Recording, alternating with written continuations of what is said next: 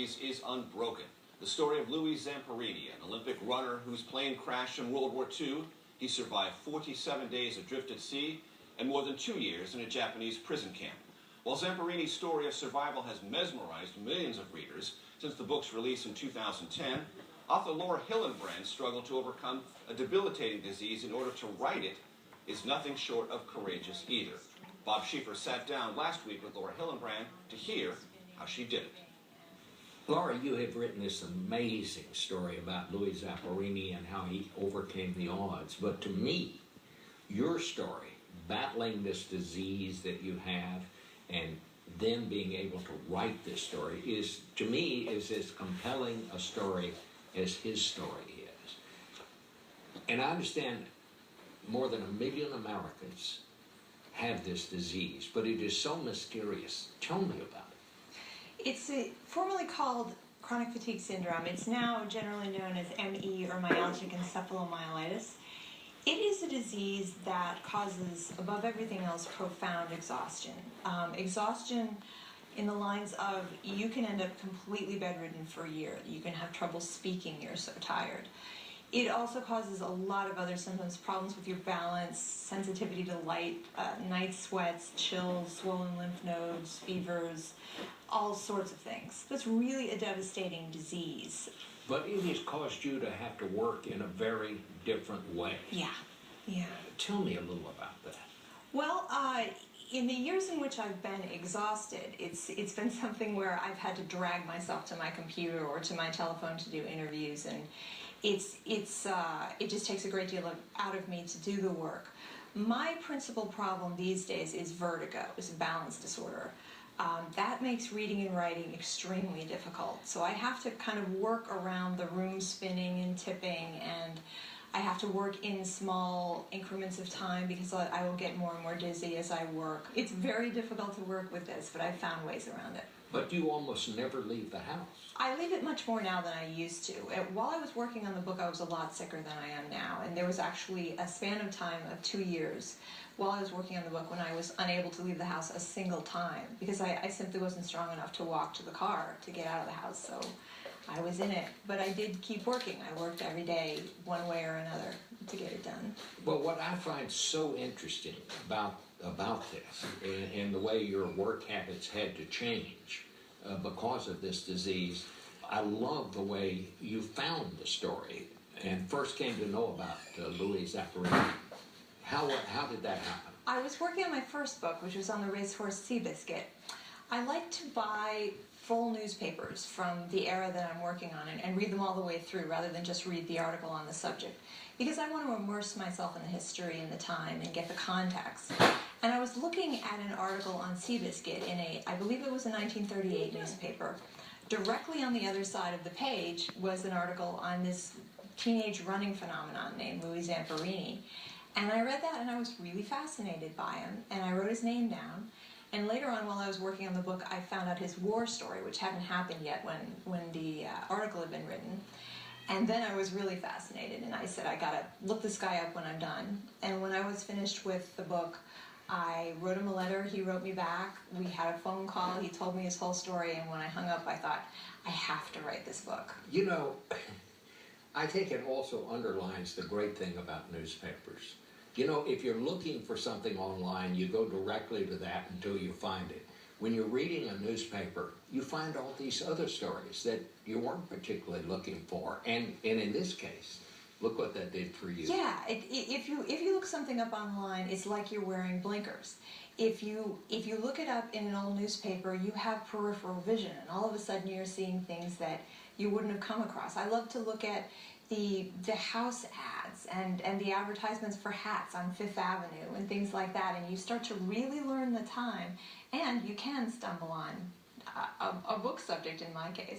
So in this case, how did you go about doing this? I mean, you can't go interview people. You never met Louis until after the book was finished. Yeah, I made lots and lots and lots of phone calls. And did a whole lot of interviews on the telephone, all my interviews with Louis, and there were many, many of them, probably hundreds of hours, were all on the phone. And it actually, in a way, it was an advantage because I wasn't looking at a 90-year-old man telling me the story about the 18-year-old runner. I was looking at the 18-year-old runner in my imagination. Whatever he was telling me about, I was able to really put myself there in my imagination because he wasn't sitting right in front of me.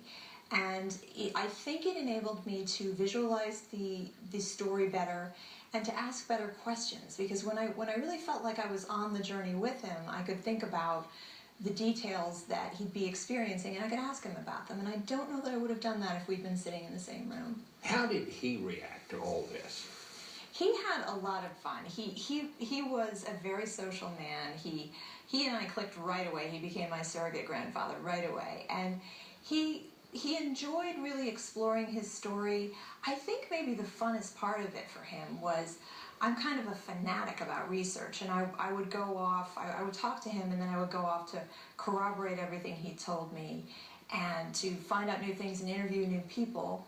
And I'd find out things about his story that he didn't know. And this was really thrilling for him because it was many decades earlier, and these things would fascinate him or stun him. And one of the things that he enjoyed the most is when he was out on the raft, he went through this terrible storm the night before he was captured by the Japanese. And he didn't know what kind of storm it was. It was just a bad storm to him. I went through all of these old newspapers trying to find evidence of this storm because I wanted to corroborate every fact that he gave me. And there weren't weather records the way they are today. But I found in a newspaper mention of a huge typhoon that had hit the coast of China. I called a couple of weather experts who talked to me about the paths of typhoons in that part of the world, and by the date it hit China, it would have meant that it was right over the place Louis was that night before he was captured. So I was able to call him up and say, you know what, you went through a huge typhoon. That wasn't just a thunderstorm you were in, and that thrilled him. Laura, do you think you could have written this book had you not gone through your own challenges? I could have written this book, but I think it was actually the better for my having gone through what I'd gone through. I have been in very, very dark places in my life, largely because of this disease. And it has given me an understanding of suffering that I think you can only get firsthand. And Louis and I talked about what I had been through. He read an article that I wrote for the New Yorker about what I had gone through. And he understood that I knew what he was talking about. When he was talking about really suffering, I knew something about what that felt like. And I think it enabled him to open up. I think your style of writing, which I very much admire, is that you don't let the, quote, writing stand in the way of telling the story. I think it's important for the writer to get out of the way of the story, that you are trying to communicate the story. You are not trying to show yourself off. And if you have really succeeded, you're invisible to your reader. They're just seeing the story in front of them. It's clarity that matters. And when I'm working, I like to read my sentences aloud to myself to see if the rhythm is right, if I'm conveying the story well. That, I think, is the truest test of the language. Tell me about Louis, when you finally met him. What was that like, and where was that? In 2011, after I had put the book out, he came to the East Coast, and he came to see me finally. We had never met in all those years. And it was so wonderful to meet him. It was one of the best experiences of my life. It was fantastic to watch him get out of a car and come over to me, because you have a certain idea of what a 90-something man is going to move like. And he came speeding up my hill and was, moving like a young man and threw his arms around me. And the first thing I did was take his hand and look at it closely, because I wanted to see the scars on it. He had a scar on his finger from where his ring got caught in the wreckage of the Green Hornet as it was dragging him under the ocean. And he had a series of other scars from the albatross that he killed on the raft that had pecked at his hand. The scars were still there, and when I held that man's hand and looked at that, I realized I was looking at the last marks of the Green Hornet and the evidence of this story. This man really lived this, and it was moving to me. It was extraordinary. And when we parted, I knew I wasn't going to see him again, and I think he knew that too. And I walked him to his car, and he put his arms around me, and he said, "Laura, I know why I've lived this long, and it's to see you write this book. And I feel that my life has come to its crescendo with this. And I was fighting back tears as I said goodbye, and I walked back to my front porch and cried for a while. Have you seen the movie yet? Yes, I have. And what do you think? You know, I'm really happy with it. I think Jack O'Connell plays Louis, does an extraordinary job of capturing Louis. I felt like this was really Louis on the screen. It was him in all of his soulfulness and all of his defiance. O'Connell is electrifying. He has this alacrity to him that is exactly what Louis was, and that pleased me so much. And I thought Angelina did a magical job in conveying this story on the screen.